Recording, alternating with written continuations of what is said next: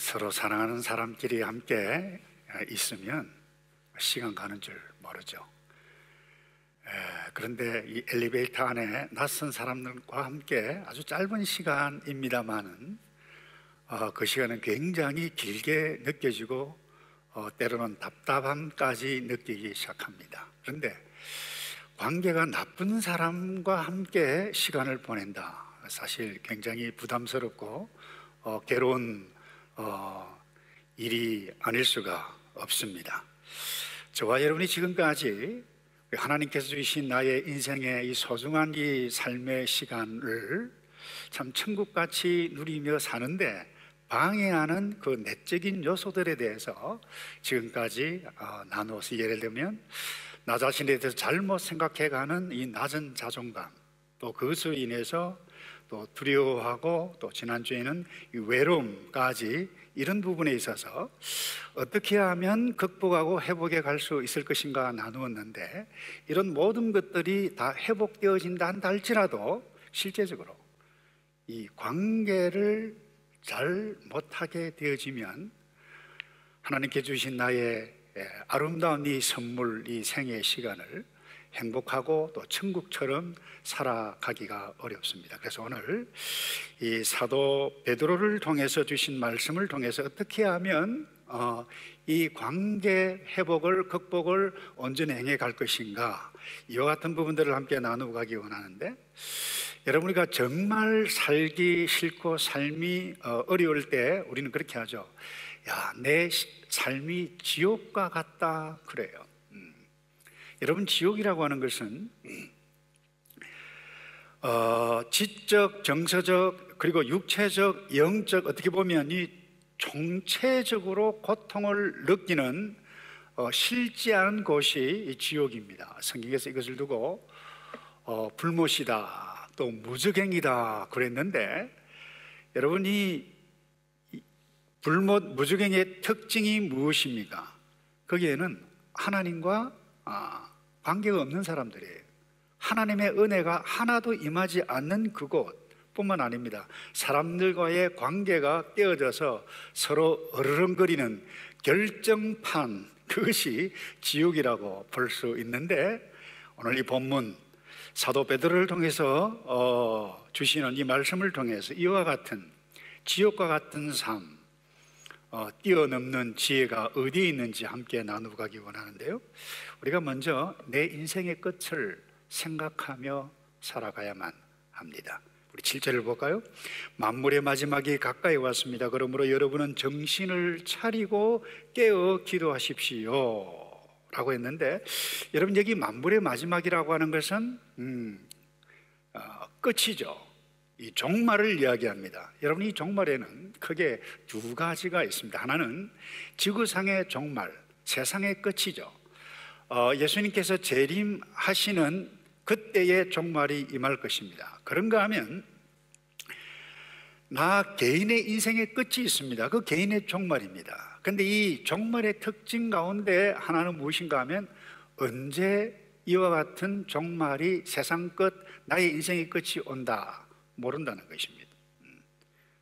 도둑처럼 갑자기 온다 그랬어요. 내 인생의, 개인의 인생의 끝도 마찬가지입니다. 그러니까 언제 올지 모르는데 이 사실을 잊어버리다 보니까 내 마음대로 살아가요. 하나님도 무시하고 또 사람과의 관계도 아무렇게, 다시 말해서 내가 하나님인 것처럼 내 욕심대로, 내 마음대로 살다 봅니다. 관계가 깨어지는 줄도 모릅니다. 그러다가 말이죠, 갑자기 의사로부터 당신 2개월, 3개월 넘기기 어렵다, 이런 진단을 딱 받으면 뭐예요? 긴장합니다. 자기 자신을 돌아봅니다. 근데 우리가 이런 진단을 받기 전까지는 지옥 같은 삶을 살고 있는 줄도 모르면서 살아갑니다. 여기 본문의 만물의 마지막, 이 마지막이라는 단어의 뜻은 끝, 종말이다라고 하는 의미 말고 또 다른 의미가 있는데, 완성, 결산이라고 하는 의미가 있습니다. 다시 말해서 만물의 결산, 내 인생의 결산, 완성의 때가 가까이 오고 있다는 것입니다. 여러분 한번 생각해 보세요. 저와 여러분의 인생의 끝, 인생의 완성이 언제 어떻게 될 것인가 생각해 볼 때에 내가 정리해 가야 할 그 관계, 바로 할 수 있다라고 하는 사실을 우리 첫 번째 이 말씀을 나누면서 함께 기억해 가야만 하는데, 여러분 초대교회 문헌에 의하면 성도들이 모여서 인사를 나눌 때마다 마라나타라고 했다고 그래요. 그 뜻이 무엇인가 하면 우리 주님 곧 오신다, 우리 주님 곧 오신다는 거예요. 그러니까 하나님 잘 섬기고 우리 이 땅에 있는 동안 우리가 온전하게 사랑 가운데 살자라고 하는 의도가 거기에 담겨져 있습니다. 그래서 우리가 관계 회복할 때 가장 중요한 것이 두 가지인데, 첫 번째 하나님과의 관계, 두 번째 사랑과의 관계입니다. 그래서 베드로는 먼저 이 하나님과의 관계 회복을 위해서 구체적인 방편 하나를 말씀해 가고 있는데, 그것이 7절입니다. 그러므로 너희는 정신을 차리고 그랬어요. 정신 차리라는 거예요. 하나님과의 관계에 있어서 정신 차려, 개역개정에는 근신하여 기도하라 그랬는데 우리말 성경에는 정신 차리고 깨어서 기도하라 이렇게 말씀해 가고 있어요. 여러분, 기도가 뭐죠? 기도는 결국 내 인생의 모든 것을 하나님께 초점을 두는 과정입니다. 하나님 아버지라 부르는 것입니다. 하나님을 쳐다봐요. 그리고 하나님의 뜻을 생각하면서 기도합니다. 때로는 우리가 힘들고 외로울 때 하나님, 나 외롭습니다, 괴롭습니다 하고 하나님 앞에 나아갑니다. 그런 가운데 자기 자신을 발견합니다. 옹졸하고 삐뚤어, 그리고 일그러진 하나님의 형상이 자기 속에 있다라고 하는 것을 발견하고 괴로워하고 탄식하고 한탄합니다. 하나님, 못난 나 자신 용서해 달라고 기도해요. 그런 가운데 기도하는 가운데 이미 하나님께서 나 자신을 긍휼히 여겨주셔서 하나님의 자녀가 되었다라고 하는 사실을 알고 다시 힘을 얻습니다. 이것이 뭐예요?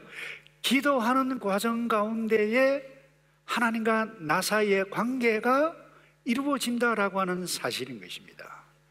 그래서 이 베드로는 이런 시간이 없이 살아가는 성도들, 백성들을 향해서 정신 차려라, 기도해라. 그것이 이 사도 베드로의 첫 번째 권면입니다. 여러분, 정신 차려서 내가 깨어 기도할 그때에 하나님과 나와의 관계가 회복됩니다. 나의 아버지는 하나님이구나, 나는 그의 자녀이구나. 그런데 이 관계가 온전하지 않으면 하나님 아버지를 부르는 것이 어색하고 나아가는 것이 어색합니다. 여러분, 부모 자식 간의 관계도 마찬가지입니다. 관계가 깨어지고 관계가 좋지 않으면 서로 피합니다. 부담스러우니까 말이 없습니다. 함께 살아도 관계가 잘못됐다는 거예요. 제 선배 목사님이 글을 쓴 것을 제가 읽은 적이 있는데, 우리가 특별히 하나님의 은혜로 하나님의 자녀가 되어졌는데 조카처럼 살아가는 사람들이 많다는 거예요. 여러분, 하나님의 자녀와 또 하나님의 조카, 이 엄청난 큰 차이가 있습니다. 우리가 이미 하나님의 자녀인데 조카처럼 살아간다는 거예요. 여러분, 화가 난 아버지가 말이죠, 자기 아들을 보고 화를 내면서 너 같은 놈은 내 아들이 아니야, 고함을 콱 치는데 아들이 하는 말이 그래요. 알았어요, 아저씨. 이런 우스꽝스러운 글을 제가 읽은 적이 있는데요, 여러분, 이것은 서로 정상이 아니죠. 제가 좀 전에 말씀드렸습니다마는 이 조카와 자식과 조카 사이는 엄청납니다. 여러분, 이 아버지와 자녀 사이에는 뭐예요? 내가 필요한 거 있으면 그냥 아빠한테 막 달려가요. 도와달라고 울고 장난도 치고 그래요. 근데 아저씨에게, 다시 말해서 조카는 장난칠 수 없어요. 뭐 부탁할 거 있어도 쭈삣쭈삣 하면서 해 주실 수 있습니까? 이게 뭐예요? 아저씨 조카 사이예요. 여러분, 하나님의 자녀입니까? 아니면 조카입니까? 하나님의 자녀로 살아갑니까? 조카처럼 살아갑니까? 먼저 생각해 보셔야 될 거예요. 그럼 두 번째, 오늘 사도 베드로를 통해서 사랑과의 관계 속에서 행해가야 할 구체적인 권면을 해가고 있는데, 관계 회복을 위해서 서로 사랑을 나눈다는 거예요. 여러분 아시다시피 예수님은 하나님을 사랑하는 그것과 또 이웃을 사랑하는 그것, 가장 크고 첫째 되는 계명, 온 마음 대 하나님을 사랑하는 것, 그 다음에 둘째는 이와 같으니 내 이웃을 내 몸과 같이 사랑하라. 다시 말해서 하나님 사랑하는 것, 그리고 이웃 사랑하는 것 동일하다 말씀했어요. 이와 같은 맥락에서도 이 베드로 역시 하나님과의 관계를 언급하면서 바로 이어서 사랑과의 관계 회복을 말씀해 가고 있는데, 그것이 뭐예요? 구체적인 방편 8절에서 말씀합니다. 무엇보다도 서로 깊이 사랑하십시오. 사랑은 허다한 죄를 덮습니다. 여러분, 이렇게 말씀하신 이유가 뭡니까? 사람 사이의 관계를 회복하기 위해서 깊이 서로 사랑하라. 여러분, 서로 깊이 사랑하는 외에는 방법이 없기 때문입니다. 여러분, 이 편지를 받는 대상이 누굽니까? 예수 믿지 않는 사람이 아니에요. 소아시아 지역에 흩어져 있던 성도들이에요. 교회에 주셨던 이 메시지라는 거예요. 다시 말해서 성도 사이에 갈등하며 고통스러워했던 사람들이 있었다라고 하는 것입니다. 왜 깊이 사랑하라고 말씀합니까? 깊이 사랑한다라고 하는 것은 그냥 허물을 덮는 것이 깊이 사랑하는 거예요. 그 반대는 뭐예요? 덜쳐내는 것입니다. 잘못을, 허물을 덜쳐내는 거예요. 사실 이 8절 말씀은 베드로에게는 자기 개인적으로 반증과도 같은 뼈아픈 경험을 했던 말씀의 결과일 수 있습니다. 아시다시피 예수님께서 체포되어 대제사장 뜰에서 신문을 받으실 때 베드로는 멀찍이 있었습니다. 그때 한 소녀가 베드로 보고 너 저 나사렛 예수 한 패지. 그러니까 아니야, 난 아니야. 맞지? 그러니까 난 저 사람 누군지 난 모른다니까. 3번씩이나 부인하는 부끄러운 짓, 부인 배신을 냈습니다. 너무 괴로워서 도망쳤어요. 모든 것 포기하고 싶어서 고향 앞으로 갔던 그 상황 가운데 부활하신 주님께서 갈릴리 호수에서 다시 만나셨어요. 베드로 단둘이. 그때 너 그때 왜 그랬니? 왜 그랬어요? 묻지 않으셨어요. 덮으셨어요. 사랑하셨어요. 그리고는 내 어린 양 치라 먹이라고 그랬어요. 다시 두 번째 기회를 주신 거예요. 덮으셨다는 거예요. 이것 아니었다라고 하면 베드로는 베드로일 수가 없었습니다. 이 사랑을 뼈저리게 경험했던 이 베드로 하신 말씀이 바로 이 말씀이에요. 그래서 세상 심리학자들도 그래요. 내가 상대방의 허물, 수치, 잘못한 것 알지만은 상대방을 덮어주려고 할 그때에 비로소 뭐예요? 상대방이 마음을 연다는 거예요. 고백한다는 거예요. 이런 과정을 통해서 용서해주는 사람도 치유받고 허물을 가지고 있던 그 상대방도 뭐예요? 회복이 일어난다는 거예요.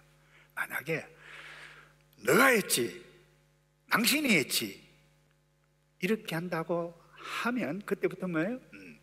서로 음모를 꾸미고 무너뜨리는 전쟁이 시작됩니다. 그것이 신분싸움이 나타나고 있어요. 오늘날 이 세상 가운데 사람 사이에 비일비재하게 일어나고 있는 현실입니다. 그리고는 그것을 뭐라고 그래요? 지옥 같은 세상을 우리 스스로가 만들어가고 있는 것입니다. 그런데 오늘 베드로는 사랑은 허다한 죄를 덮느니라. 여러분, 내게 상처 주고 손해 입힌 그 사람 그냥 덮으라 아닙니다. 우리 꼭 기억해야 할 부분이 있어요. 예수님께서 내 허물에 대해서 어떻게 했는지 기억하라라고 하는 것을 전제 조건으로 여기에 담겨져 있다라고 하는 것을 놓치면 곤란합니다. 예수님께서 십자가의 피로 나의 모든 허물을 덮으셔, 이것을 잊어버리면 곤란해요. 우리는 이 그분의 사랑이 우리에게 있어요. 용서받은 자로 살아가고 있기 때문에 깊이 사랑하여 다른 사람의 허물을 덮을 때에 관계가 회복되어진다는 거예요. 여러분, 이제 연세가 꽤 됐습니다만 가수 인순이를 아십니까? 그는 6.25 전쟁 때 참전한 이름 모를 미국 한 남자 군인이죠. 그리고 자신의 어머니 사이에 태어난 이른바 혼혈아였어요. 외모가 달랐습니다. 머리털이 달랐습니다. 피부가 달랐습니다. 이것 때문에 얼마나 성장 과정 시절에 부끄러움, 사람 만나기가 싫었다고 그랬어요. 서러웠는지 모릅니다. 더 서러운 것은 아빠의 얼굴, 아빠의 이름도 성도 몰라요. 근데 그런 그가 어느 날 가수가 되고 당당하게 활동을 하는 걸 보고 이 TV에서 인터뷰하는 대담이 많이 알려져 있어요. 이 사회자가 이렇게 묻습니다. 당신은 정말 늘 밝고 당당하게 살아가고 활동을 하고 있는데 특별한 이유가 있느냐 물었어요. 그때 그분이 이렇게 대답을 했어요. 제가 혼혈아라고 하는 우리 사회의 편견을 극복하고 누구보다 밝고 당당하게 살 수 있었던 이유는 바로 나 자신의 배후에 내가 알지 못하고 있는 사랑이 있었다라고 하는 것을 깨닫고 믿기 때문입니다. 그 생각을 하고 지금까지 살고 있다고. 근데 사회자가 또 물었어요. 인생의 최고 절정의 순간은 미국 카네기 홀에 있었던, 그러니까 6.25 발발 60주년 기념 홀 카네기 홀에 이 인순 씨 초청되어서 갔는데 그때였습니까? 라고 물었을 때 이 인순이 가수는 아니요, 그 이후에 바로 이어서 있었던 미국 워싱턴에 있는 국방성 공연이 제 인생의 최고의 공연이자 최고의 순간이었다, 그렇게 이야기를 했어요. 그런데 특별히 그 공연 전에 이 인순이 가수가 부탁을 냈다 그래요. 할 수만 있으면 6.25 참전 용사들 많이 참석할 수 있도록 해달라고 부탁을 했어요. 그래서 그렇게 마련된 이 무대 앞에 섰습니다. 공연 시작 전에 인순이 이 가수가 이렇게 이야기를 고백을 했다 그래요. 당신들은 모두 내 아버지이시고 나는 당신들의 딸입니다. 나와 같은 딸을 둔 것 때문에 너무 가슴 아파하지 마세요. 난 당신들을 원망하지 않습니다. 난 당신들의 사랑 때문에, 아니 하나님의 사랑 때문에 태어난 것입니다.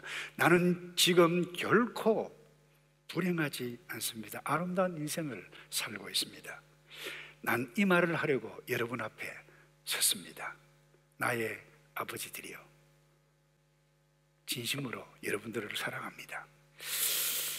여러분, 이 가수 인순이 씨가 이 순간이 자기 인생의 최고의 순간이었다.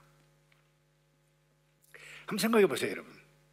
자신의 운명을 애꿎은 모습으로 만들어 놓고 성장 과정에 그렇게 서럽고 힘들어 만들었던, 어떻게 보면 그 인간이죠.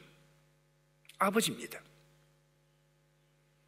그들을 향해 용서, 사랑, 축복을 듬뿍 주었다. 이 얼마나 아름다운 모습인지 모릅니다.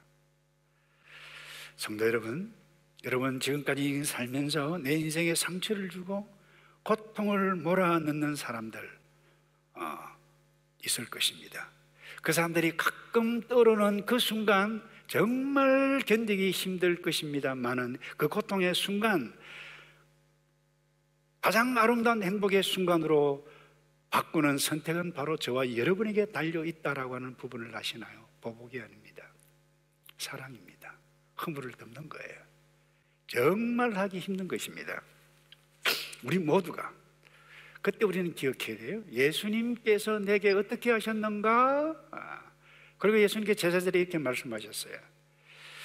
내가 너희에게 새 계명을 준다. 서로 사랑하라. 내가 너희를 사랑한 것 같이 너희도 서로 사랑했으면 좋겠다. 내 제자들아. 여러분, 못난 어제의 나, 실수, 허물 많은 어제의 나, 오늘의 나를 예수께서 십자가의 피로 가리고 다 덮었다. 우리는 이미 죄사함 받은 나이기 때문에 다른 사람을 용서할 수 있는 능력이 우리에게 있다. 이 관계 회복하지 아니하면 하나님께서 우리에게 주신 이 아름다운 인생의 선물의 시간을 하나님의 나라 누리면서 살아갈 수가 없을 것입니다. 마지막으로요, 삶의 양식을 바꾸라고 하는 것을 오늘 베드로 이 말씀을 통해서 나눠볼 수 있어요. 여러분, 우리 인간은 이기적인, 말을 하지 않아도 우리는 다 탐욕이 많고 이기적인 존재이기 때문에 무엇을 하더라도 이것이 나에게 이익이 될까 안 될까, 그래요. 사람에게 무엇을 사랑을 베풀고 접대를 하더라도 마찬가지예요. 그런데 사도 베드로를 통해서 뭐라고 말씀하고 있는가 하면 9절에 서로 대접하기를 불평 없이 하십시오라고 그랬어요. 여러분, 당시 이 당시에는 이 순회 복음 전도자들이 많아서 이 성도의 집에 문을 두드리면서 하룻밤, 때로는 이틀 이렇게 머무는 일들이 굉장히 많았다고 그래요. 다들 어렵잖아요. 넉넉해도 손님 접대하고 대접하기 참 귀찮고 힘든 일인데, 어려운데 그걸 뭐라고 그래요? 불평 없이 환대하고 접대하라는 거예요. 우리의 인간의 가장 깊숙한 기본적인 이 원초적인 감정까지 확 틀어막는 그와 같은 말씀이 아닌가요? 그런데 말이죠, 이것이 교회라는 거예요. 이것이 성도들의 모임 교회라는 거예요. 그것이 천국이라는 거예요. 그것이 하나님의 나라라고 하는 거예요. 그런데 히브리서에 보면 여기에서 한 걸음 더 나아가는 것을 보고 있습니다. 13장 1절입니다. 형제 사랑하기를 지속하라, 계속하라. 2절에 나그네 대접하기를 소홀히 하지 말라. 어떤 사람들은 나그네를 대접하다가 자기도 모르게 천사들을 대접했다. 아브라함 이야기죠. 여러분, 불평하지 말고 대접하는 일이 천사를 대접하는 일이다. 예수님께서 비유로 말씀하셨죠. 마태복음에서 어린 소자 하나에게 한 것이 곧 내게 한 것이라 그랬어요. 베드로는 이 사람 사이의 관계 회복을 위해서 더 구체적인 방편을 확장시켜서 말씀하고 있는 것이 10절, 11절에 나타납니다. 볼까요? 각자 은사를 받은 대로 하나님의 각양 은혜를 맡은 선한 청지기 같이 서로 섬기십시오. 11절입니다. 누구든지 말을 하려면 하나님께서 말씀하는 것 같이 하고, 누구든지 섬기려면 하나님께서 공급하시는 힘으로 하는 것 같이 하십시오. 여러분, 성도는, 우리는 이거 기억해야 돼요. 내게 있는 이 시간, 생명, 물질, 내가 잘하고 있는 능력, 탤런트, 잘하는 모든 건 뭐예요? 하나님께서 주신 것이고 하나님께서 맡기신 것이에요. 이걸 두고 뭐예요? 주인이 맡기신 것을 관리하는 사람이 뭐예요? 청지기라는 거예요. 그런데 오늘 사도 베드로가 선한 청지기라고 하는 단어를 사용하고 있어요. 다시 말해서 선하지 않은 청지기가 있다는 것을 우리는 생각해 보아야만 하는 것입니다. 청지기인데 내 것 아닌데 내 것처럼, 주인처럼, 하나님처럼 살아간다는 거예요. 생명도 내 것, 내게 있는 물질 내 것, 내가 잘하는 건 내 것, 내가 노력해서 얻은 모든 것은 내 것이다. 그게 보통 세상 사람들의 청지기라는 거예요. 그런데 사도 베드로는 선한 청지기 같이 무엇을 하려거든 접대할 때도 불평하지 말고 그야말로 있는 것 나누어주는 것, 선한 청지기 같이 할 그때에 뭐예요? 사람과 사람 사이의 관계가 회복이 되어지는 하나님의 뜻, 하나님의 창조 질서라고 하는 거예요. 그런데 타락한 우리는 이 세상 문화에 영향을 입다 보니까 모든 건 내 것이라고 착각하는 거예요.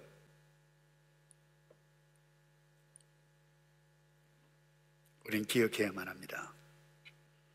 내가 살아있는 동안 주인 하나님께 주신 모든 것, 내 육체의 몸, 시간, 모든 것 선한 청지기로 살아갈 때에 사람과의 관계가 아름답게 맺어갈 수 있다는 것입니다. 여러분 코스타 강사로 자주 오셨고 저도 한두 번 여론을 뵌 적이 있는데 이동원 목사님께서 자기가 알고 있는 여러 작가에 대해서 이야기를 쓴 거를 제가 읽은 적이 있습니다. 이분이 갑자기 병원에 가서 간암 판단을 받았어요. 당신이 이제 2달 넘기기가 어렵다. 얼마나 큰 충격이었겠습니까? 그 충격 가운데 하나님 앞에 자기 자신을 돌아보기 시작했습니다. 기도했습니다. 하나님, 2달밖에 안 남았는데 내가 어떻게 살아야 되죠? 이 기도하는 가운데 깨달음이 왔어요. 그동안 너무나도 사랑하지 못한 사람들이 많았다는 거예요. 벽을 쌓았던 사람들이 많았다는 거예요. 막 기억이 난다는 기도하는 가운데. 그래서 그 사람을 리스트를 쓰고 찾아가서 선물도 주고 미안하다, 용서를 베풀고 그렇게 했다고 그래요. 그리고는 재산 정리를 하기 시작을 했는데 빚도 정리하고 또 자녀에게 줄 부분도 좀 정리를 하고 다 하다 보니까 지금까지 돈을 그야말로 의미 있고 가치 있는데 써본 적이 그렇게 많지 않았다는 거예요.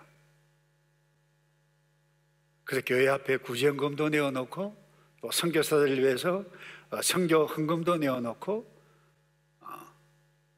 그리고는 이제 마지막으로 자녀들을 위해서 유언장을 써서 마무리까지 마쳤다는 겁니다. 이러다 보니까 벌써 2달이 지나갔어요. 근데 몸이 더 이상 악화가 안 되는 거예요. 그래서 다시 병원에 갔어요. 어떻게 된 거냐 하니까 글쎄 그것이 오진이었다는 거예요.